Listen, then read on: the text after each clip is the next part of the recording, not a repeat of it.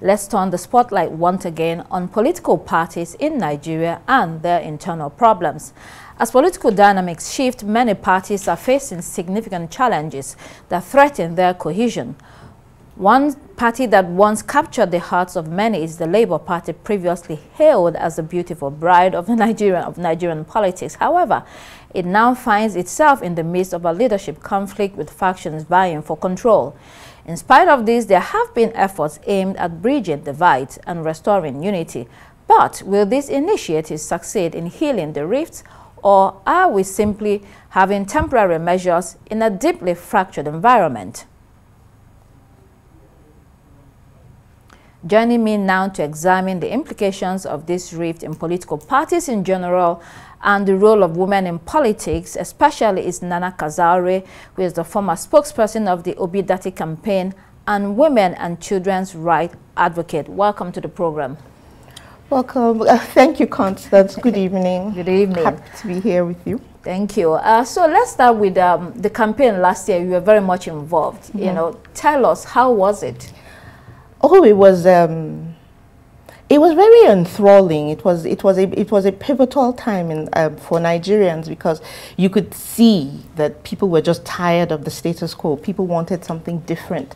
People wanted to be more involved in the whole political process of who would come and be their leader. And so it was very, very interesting, because especially the youth, they didn't mince words. They were not even playing with anybody. They wanted what they wanted. They were gunning for what they wanted. They were speaking truth to power, which was a very, very powerful thing. A lot of the time, you will see that a lot of the time Nigerians tend to just be tired or distrustful, you know, of the government. And so this was a real push by Nigerian youth, a lot of women, who wanted to come out and just say, we want things done differently.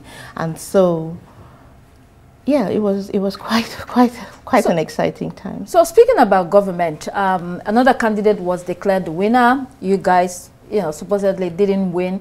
We have, you know, a new government over a year. What are your thoughts on what's going on this government? My thoughts are not very savory about this government, though I always say to people, I'm Nigerian first before I'm anything else. And this government would seem as if they don't even know what it is that they're doing. A lot of the time, I think this government just talks before they even do the needful, before they even go ahead and, you know, what are the parameters, what are the deliverables? And those are the things Nigerians are tired of.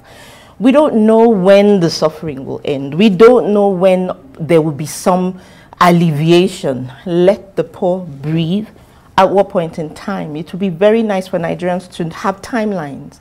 Or from this time to this time, this is what you're going to go through. From this time to this time, it should be better. That way, we can say, okay, we have a government that is in touch with us.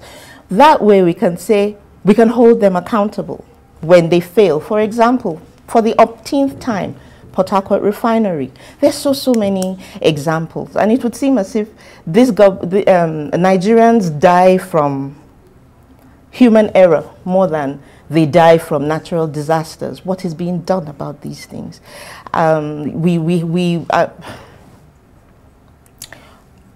We have someone who speaks for the presidency that I think should be fired. Who is that exactly? Mr. Bayo Nanuga. He's made one too many errors, one too many mistakes in the way he relays information to Nigerians. Sometimes you just wake up. Most recently, I heard that he was like, it's a precedent that has been set. Nigerians were asking, is it proper for the vice president to be out of the country at the same time as the president? And the way the message was passed across would seem as if you know about the story of Emperor Nero that was playing the violin while Rome burned, that's how it would seem. His comment was, it's a precedent, it had happened before. It doesn't matter if it's wrong and not a precedent. Should we be following and laying wrong precedents for Nigerians or for the youth that are coming behind us? And the list goes on and on and on about the way they've handled things. Talking about burning, your party, the Labour Party, is burning, you know, literally. You know, if you had won the elections, you would be the one in government. What's your take on what is currently going on in that party? Because today, National Chairman Julius Abure was invited by the Independent National Electoral Commission for an event. That means he has been recognized, you know. And he was ably represented by, yes, by somebody else. Well, there are two ways. The second part I will not be sharing because that's my own personal opinion. No, it's a bit too controversial, so I'll stay away from it. But I think the reason why INEC did what INEC did was because of the judgment that came out that supposedly recognized him as the chairman. But then that's why it's being appealed by the CTC. It's also being, and I really do advise the INEC themselves, because it was INEC that made, you know, gave Nigerians and gave people of the Labour Party the impetus to say, okay, you know what, it's true, he's no more the chairperson for the Labour Party. So it's being appealed as far as I'm aware, and I also think that the NLC should also be part of that appeal, because it's we believe that the judgment was made in error. Okay, are you still involved in Labour Party? Yeah, well, yes I am. Yes I am. Yes I am. Because that's the party when I decided to be more vocal, be more active. You know, I don't like to consider myself a politician. I prefer to call myself a concerned Nigerian citizen. Yes. So yes, I am still a member of the Labour Party, and so I'm very interested in everything that happens in the Labour Party. What's happening to the obedient movement, quickly, before we move to women? Oh, there's the obedient movement. I was asked this question very recently. The obedient movement is growing in leaps and bounds. I keep telling people it's growing in quantum leaps. And the way this government is even handling, you know, her policies and the way things are going, you find that people are more interested now in the alternative and the pressure group that the obedient movement represents. That is what is most important. Nigerians are just tired. You know, we're known as gradualists. People, I don't want to use the word docile because it would seem like an insult to the intelligence and to the, you know, to everything that the Nigerian person represents, which is success. Because every time we're out of the country, you see how well we perform and how well we do. So what is the problem with our country that it's so difficult for us to be able to thrive? The obedient movement, you just wait. You see us, they won't see us coming. Oh, okay, let's talk about the role of women in politics. You are a woman, you have been involved in the campaign and all of that. Do you think women bring a different perspective, fresh perspective to, you know, a country, a political system? That's a rhetorical question because you're also a woman. And I think you know that the answer is yes. No woman, no nation. A lot of the time, irrespective of political parties now, it's a chant that you hear women chanting. No woman, no nation. And no nation can develop. No nation will grow if there's no inclusivity of, be it the youth, be it women, be it people with disability. So of course, but I don't think we're doing as well as we should. Yes, because I was going to ask that under President Olusegun Obasanjo, there were so many women appointed. Yes. So it has gradually declined. You know, what do you think is responsible for that? A lot of the time people boil it down to religion, social, economic and cultural disposition, which unfortunately is something that has plagued women all over the world, you know.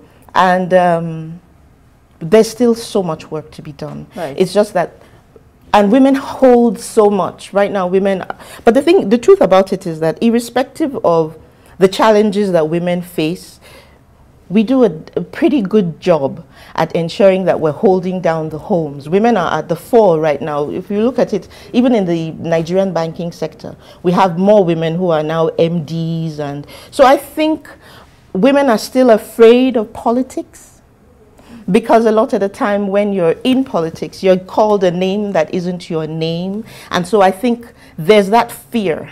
And that concern that people will think you are what you aren't. Were you called a name all the outside of my name? Yes. No, I doubt that they would dare to my face. Okay. But who knows? I haven't been in any crosshairs so far. Yes. But then we do know that these are the things that women face. So there's a lot of distrust from women to want to join politics. And a lot of the time, well, yes, he did come to apologize, and I'm referring to Senator Akpabio. You can see how he said, we're not in a beer parlor. Regarding Natasha Exactly. Akpoti, who is a senator. Exactly. Yes. I doubt he would have said that to a fellow man who's a senator. He did come to apologize because there was an outrage by Nigerians, Nigerians the world over. So, but you see those kind of comments. And I think women tend to fear being boxed. So they'd rather excel in teaching, they'd rather excel in banking, they'd rather excel in other sectors and occupations, and in catering, in all those fantastic things, fashion and all of that. But politics is something that women tend to just stay away from, because if a woman decides to join in and a woman decides to take the reins, she's not playing with anybody.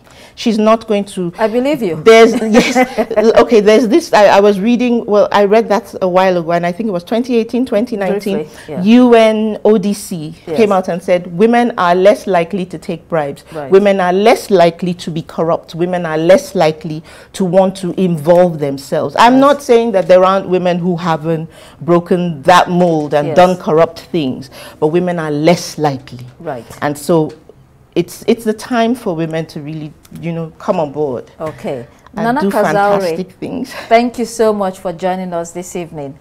We hope to see you again. Thank you very much for having me.